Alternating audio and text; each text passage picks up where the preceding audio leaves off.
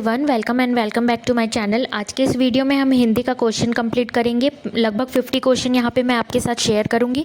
अगर ये क्वेश्चन का लेवल अच्छा लगेगा तो लाइक शेयर सब्सक्राइब ज़रूर कीजिएगा, कमेंट करके ज़रूर बताइएगा।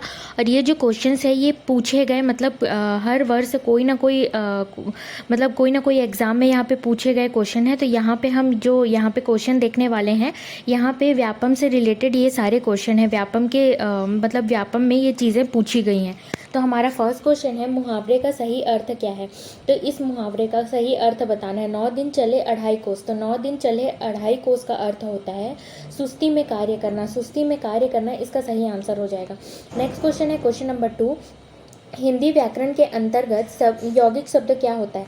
तो यहाँ पे 2 कथन दिया गया है, एक कथन है और कारण है। मतलब एक कथन दिया हुआ है, यहाँ पे एजम्पशन दिया है, उसका रीज़न दिया है। तो एजम्पशन यहाँ पे सही है, लेकिन यहाँ पे एजम्पशन जो है इसका सही स्पष्टीकरण नहीं है। तो एजम्पशन क्या है, 2 या 2 से अधिक शब्दों को एक साथ जोड़कर क्या बनाते हैं, नया अर्थ देने वाला शब्द यौगिक शब्द कहते हैं। लेकिन यहाँ पे कारण क्या दिया है, 2 वर्णों के मेल को यौगिक शब्द कहते हैं। तो यहाँ पे सी ऑप्शन बिल्कुल सही हो जाएगा। क्या एजम्पशन तो सही है, लेकिन किंतु RAS का जो सही स्पष्टीकरण नहीं है। तो यहाँ पे जो रीज़न दिया हुआ है ये इसका सही स्पष्टीकरण नहीं दे रहा है। मतलब यहाँ पे सही जो है ये स्पष्ट नहीं कर पा रहा है इस वाक्य को। ठीक है, तो सी ऑप्शन बिल्कुल सही हो जाएगा। नेक्स्ट है मैच द फॉलोइंग है। यहाँ पे संज्ञा, सर्वनाम और विशेषण और क्रिया। ये तो बहुत इजी सा क्वेश्चन है। अब संज्ञा क्या हो जाएगा, यहाँ पे संज्ञा का सही ऑप्शन जो हो जाएगा ये तो फर्स्ट ही होगा। संज्ञा मतलब किसी भी व्यक्ति वस्तु का नाम जो होता है, जगह का नाम, ये संज्ञा कहलाता है। अब सर्वनाम में क्या हो जाएगा, सर्वनाम जो हो जाएगा यहाँ पे क्या हो जाएगा, मैं, तुम, उसका, संज्ञा की जगह पे जो यूज़ करते हैं। वहीं विशेषण क्या हो जाएगा, विशेषण यहाँ पे क्या हो जाएगा, सॉरी यहाँ पे मैंने गलत कर दिया है। विशेषण यहाँ पे हो जाएगा फोर्थ वाला, ठीक है, गलती से यहाँ पे हो गया। विशेषण यहाँ पे फोर्थ हो जाएगा, किसी की विशेषता बताना। और क्रिया क्या हो जाएगा, यहाँ पे पढ़ रहा है, वह पढ़ रहा है, ये एक क्रिया हो गई। तो यहाँ पे संज्ञा, सर्वनाम, विशेषण और क्रिया जो है यहाँ पे हमने देख लिया। तो ये मैच द फॉलोइंग था। नेक्स्ट है क्वेश्चन नंबर 4 कि दिए गए युग्मों का सही विकल्प चुनिए। मतलब यहाँ पे फिर से आपको बताना है कि यहाँ पे जो मतलब दिया गया है ये सही है या नहीं। तो यहाँ पे हम देखेंगे कि जो यौगिक जो है ये खिचड़ी, तो यहाँ पे क्या हो जाता है, फर्स्ट जो है ये गलत हो जाएगा। सेकंड स्वर संधि जो है विद्यालय होगा। देशज जो है पशु, और प्रेमी जो है यहाँ पे पशु प्रेमी देशज शब्द है। तो यहाँ पे ये थर्ड ऑप्शन जो है ये बिल्कुल गलत हो जाएगा। वहीं फोर्थ की बात करें तद्भव, तो भीख जो है ये सही वर्ड है तद्भव, और विदेशी शब्द इरादा, ये भी सही हो जाता है। तो यहाँ पे बी ऑप्शन यहाँ से सही हो जाता है। नेक्स्ट क्वेश्चन है क्वेश्चन नंबर 5, सही वाक्य चुने। वह लड़का पीटता है, मैंने सारी पुस्तकें पढ़ डाली, मैं शीतल जल पिया, वह बस पर यात्रा कर रहे हैं। तो इसमें से जो क्वेश्चन नंबर 5 में सही आंसर क्या हो जाएगा, सही वाक्य चुनना है। तो मैंने सारी पुस्तकें पढ़ डाली, वह लड़का पीटता है, ये सही नहीं लग रहा है सुनने में। मैंने सारी पुस्तकें पढ़ डाली, मैं शीतल जल पिया, ये भी सही नहीं लग रहा है। वह बस पर यात्रा कर रहे हैं, तो ऐसा, तो यहाँ पे सही जो वाक्य है ये कौन सा हो जाएगा, मैंने सारी पुस्तकें पढ़ डाली। नेक्स्ट है कथन और कारण। फिर से यहाँ पे दिया गया है एजम्पशन एंड रीजन। कथन दिया हुआ है राजपुत्र विग्रह राजा का पुत्र। वही कारण दिया है यह तत्पुरुष समास का उदाहरण है। तो यहाँ पे ये जो दिया है ये क्या है, एजम्पशन तो सही है लेकिन कारण भी इसका सही है, क्योंकि ये जो है राजपुत्र राजा का पुत्र होता है। तो इसका जो है ये जो हम देखते हैं ये तत्पुरुष समास में ही देखते हैं। ठीक है, तो यहाँ पे बी ऑप्शन बिल्कुल सही आंसर हो जाएगा। नेक्स्ट क्वेश्चन है क्वेश्चन नंबर 7। यहाँ पे सुमेलित करना है, सही सुमेलित करके बताना है आपको। तो यहाँ पे पृथ्वी का जो है, पृथ्वी को और कौन से यहाँ पे नाम से जाना जाता है। तो पृथ्वी का जो सही नाम हो जाएगा वो क्या हो जाएगा, अवनी। अवनी जो है इसका सही आंसर हो जाएगा। वहीं बादल की बात करें तो बादल की अगर बात करें तो बादल जो है नीरद के नाम से जाना जाता है। कमल जो है, कमल को हम कह सकते हैं यहाँ पे कमल को नलीन कह सकते हैं, और वहीं प्रसून को पुष्प कहते हैं।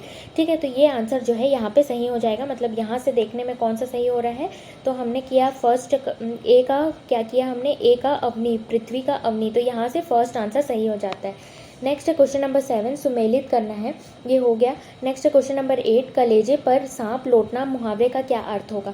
तो कलेजे पर सांप लौटने का जो अर्थ होता है, ईर्ष्या से हृदय जलाना, मतलब जलना, सॉरी ईर्ष्या से हृदय जलना जो है इसका सही आंसर हो जाएगा। कलेजे पर सांप लौटने का मुहावरे का अर्थ हो जाएगा ईर्ष्या से हृदय जलना। नेक्स्ट है जय का विलोम शब्द क्या होगा। तो जय का विपरीत शब्द बताना है, तो जय का विपरीत शब्द हो जाएगा पराजय। नेक्स्ट है कौन सा शब्द जो है गुरु का अनेकार्थी नहीं है।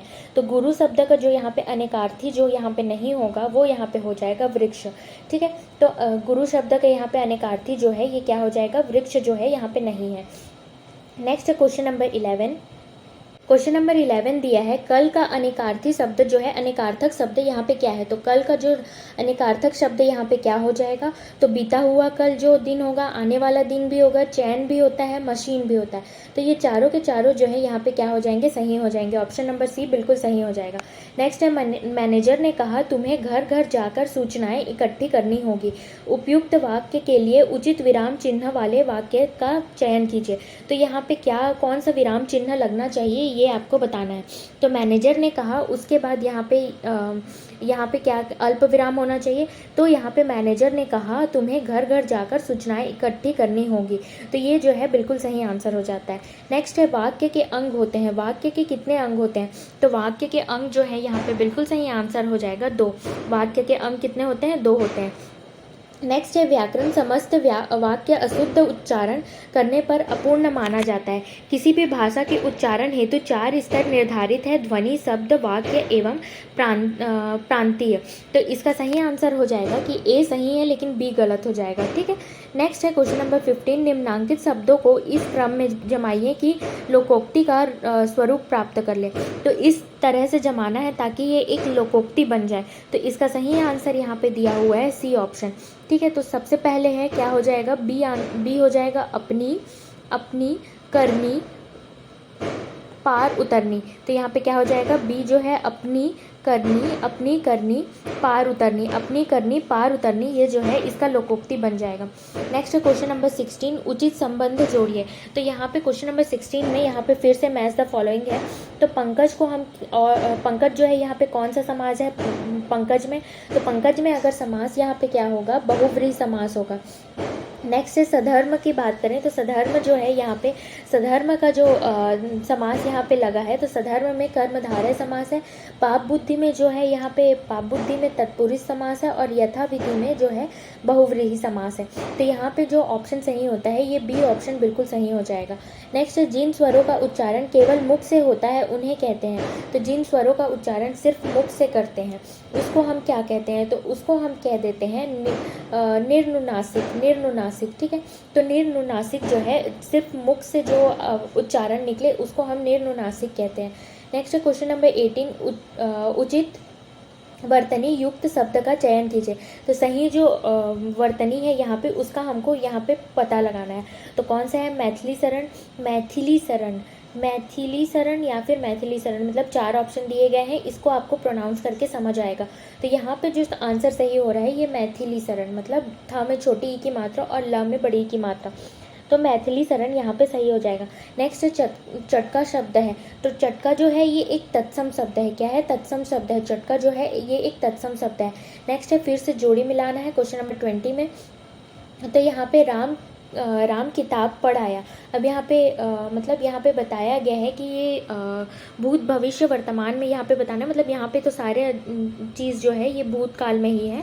तो यहाँ पे राम किताब पढ़ आया, तो इसमें कौन सा है, तो ए का जो है ये थर्ड हो जाएगा। तो ये एक सामान्य भूतकाल हो जाता है। तो ए का थर्ड यहाँ पे ए का थर्ड हो गया।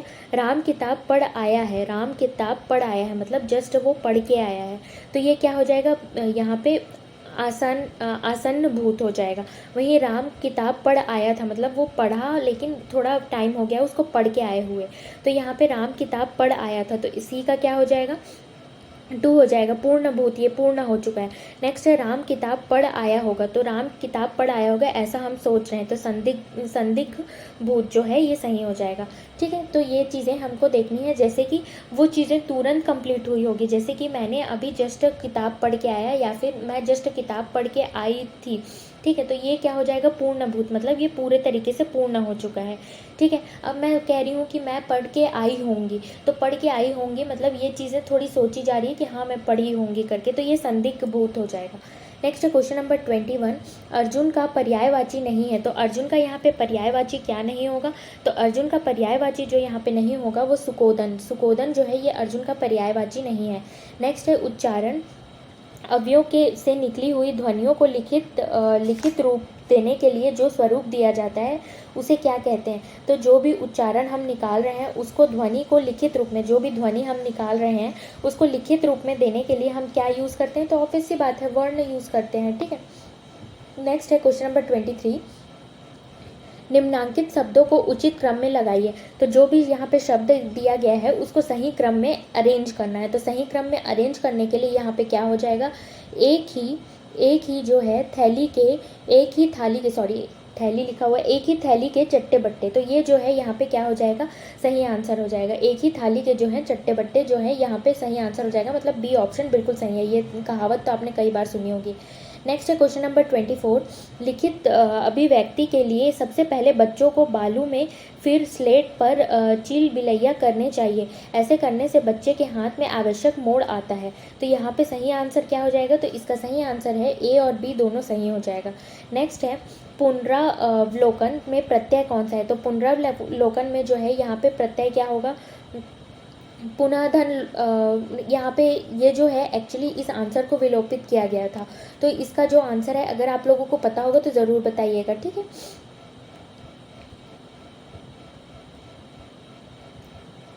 यहाँ पे विलोपित इसलिए है क्योंकि यहाँ पे एक से ज़्यादा दो आंसर यहाँ पे हैं। ठीक है, इसको हम लिख सकते हैं पुनर्धन अवलोकन भी लिख सकते हैं आधा करके। ठीक है, पुनः धन हो सकता है शायद यहाँ पे। तो एक बार आप लोग चेक करके बताइएगा, नहीं तो मैं एक बार देख के बताऊंगी।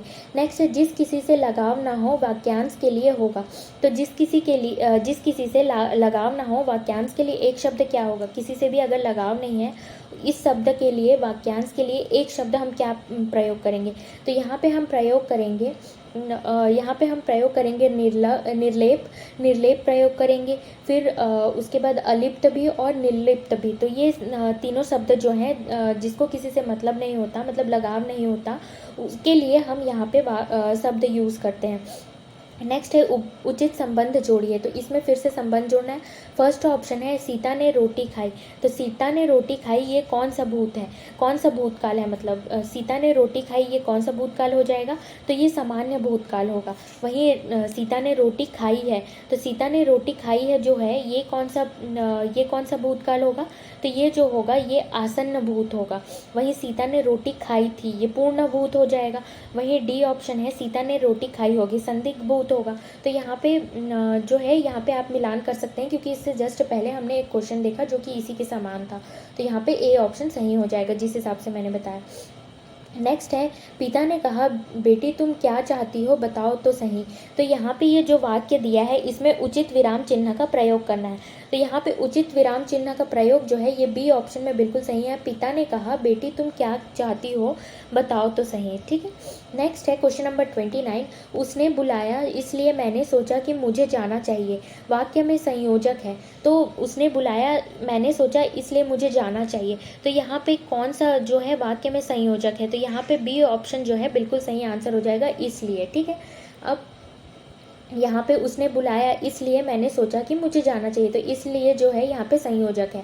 नेक्स्ट है उचित वर्तनी युक्त शब्द का चयन कीजिए। तो यहाँ पे उचित वर्तनी जो है यहाँ पे बोलने में जो सही लग रहा है, तो यहाँ पे सहानुभूति न में छोटी ऊ की मात्रा होगी और भ में बड़ी ऊ की मात्रा होगी, ये सही हो जाएगा वर्तनी के हिसाब से। नेक्स्ट है हिंदी भाषा में उन स्वरों की संख्या जिसमें हवा बिना रुकावट के मुख से बाहर निकलती है। तो हिंदी भाषा में उन स्वरों की संख्या जिसमें हवा बिना रुकावट के मुख से बाहर निकलती है वो यहाँ पे कौन सा हो जाएगा। तो टोटल अगर हम देखें तो हिंदी भाषा में स्वरों की संख्या 11 है जिसके उच्चारण में हवा अबाध रूप से मुख विवर से बाहर निकलती है। तो यहाँ पे सी ऑप्शन बिल्कुल सही आंसर हो जाएगा।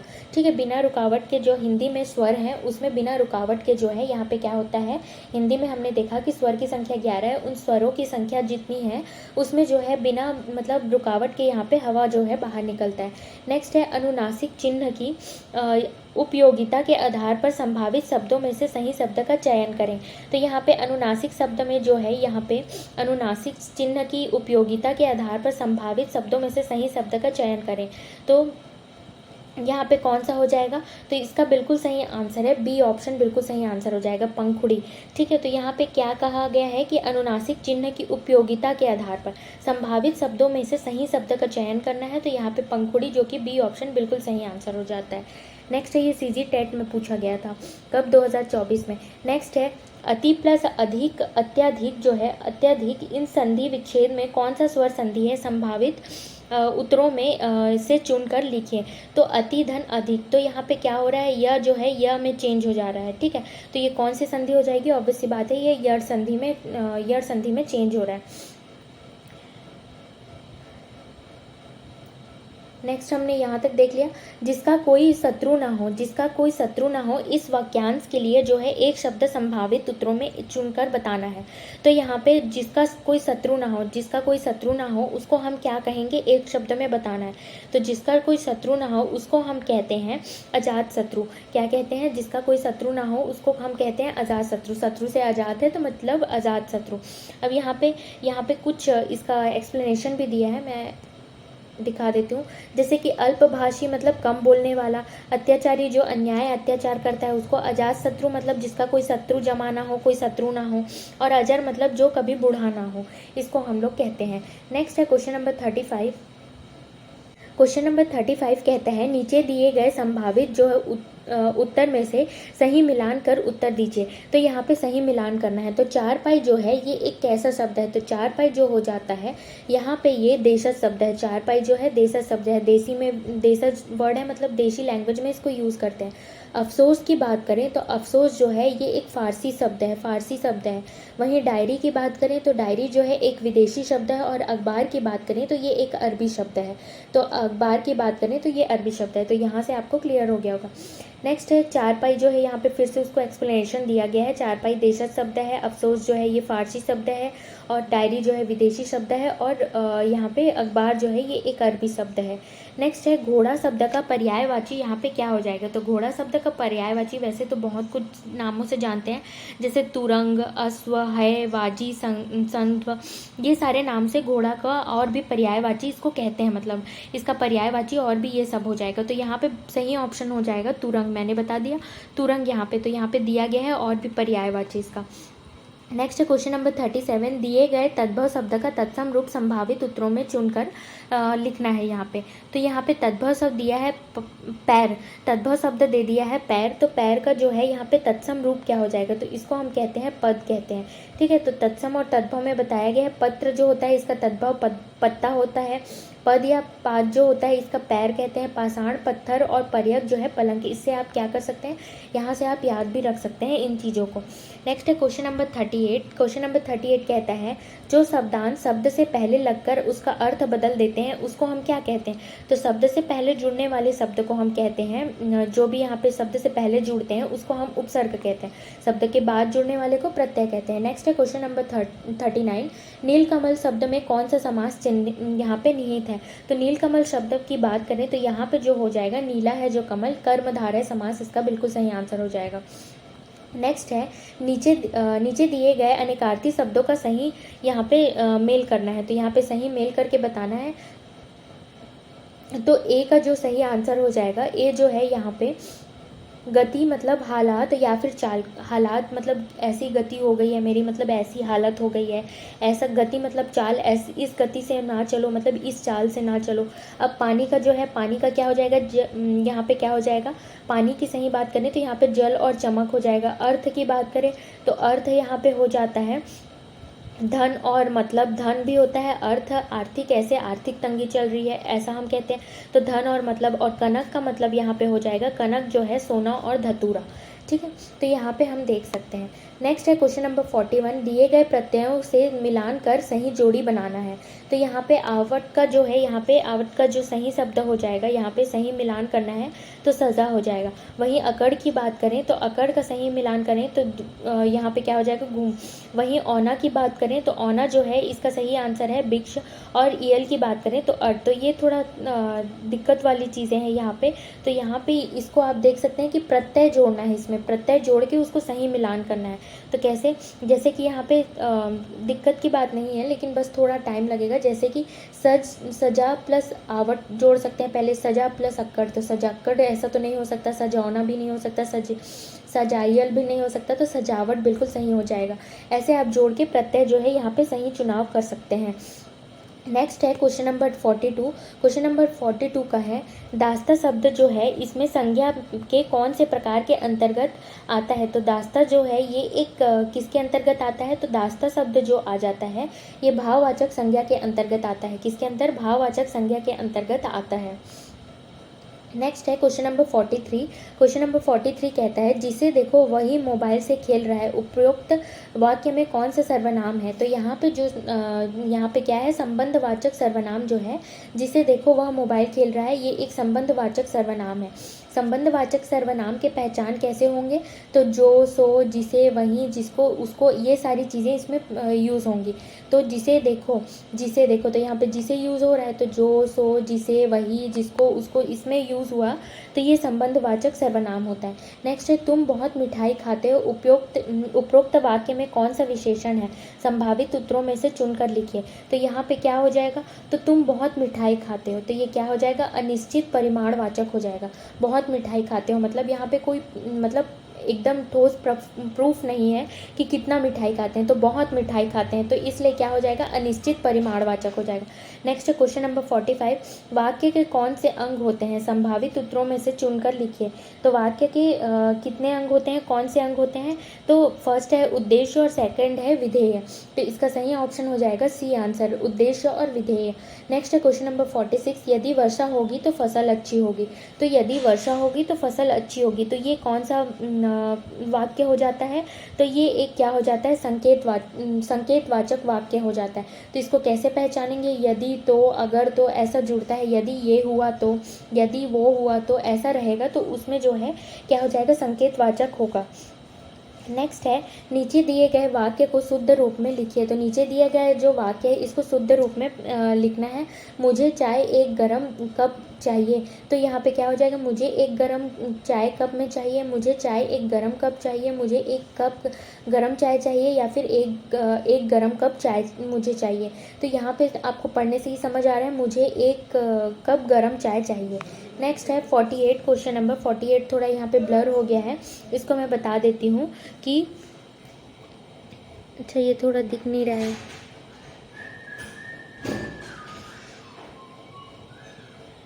शायद ये है, आम के आम गुठलियों के दाम, आम के आम गुठलियों के दाम, इस लोकोक्ति का सही अर्थ क्या हो जाएगा। तो आम के आम गुठलियों के दाम, तो यहाँ पे जो सही आंसर हो जाएगा दोहरा लाभ होना। तो यहाँ पे क्या हो जाएगा, दोहरा लाभ देना, दोहरा लाभ लेना। ठीक है। नेक्स्ट क्वेश्चन नंबर 49, यहाँ पे जो दिए गए मुहावरे हैं इसमें सही जो है इसको मिलान करना है। ठीक है। तो यहाँ पे सही क्या हो जाएगा, बल्लियाँ उछालना का सही आंसर क्या हो जाएगा, तो बल्लियाँ उछालना का सही आंसर यहाँ पे हो जाएगा बहुत प्रसन्न होना, नहीं सॉरी हाँ बहुत प्रसन्न होना।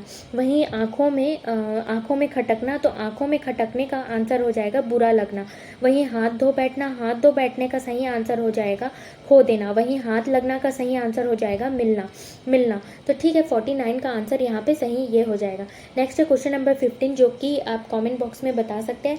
दिए गए शब्दों को क्रम से जमाकर यहाँ पे लोकोक्ति को पूर्ण करना है। तो क्या क्या है, छलकत है, अज्जल है, छलकत फर्स्ट ऑप्शन है, सेकंड ऑप्शन है जाए, थर्ड है अधजल, और फोर्थ ऑप्शन है गगरी।